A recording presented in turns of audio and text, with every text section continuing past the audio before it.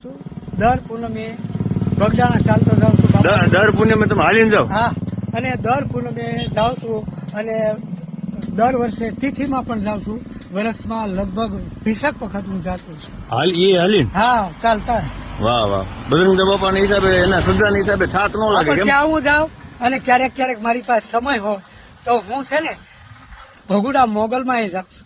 વાહ ભાઈ વાહ. તો ત્યાં વખતે ક્યારેક ક્યારેક જાઉં, પણ વધારે મારે બગદાણા હોય ને બગદાણાથી મારી પાસે સમય પડ્યો હોય તો હું પછી ભગુડા પણ જાઉં. આમ બાપાનો કોઈ પરસો હાસ તમને હે? કોઈ ના, મળ્યો? મને તો મારી હારે હોય એવું મને લાગે. વાહ ભાઈ તો વાહ. જ મને આટલા વર્ષથી કોઈ દિવસ જનાવર મળ્યા નથી, કોઈ દિવસ કોઈ વસ્તુ મને નથી થઈ.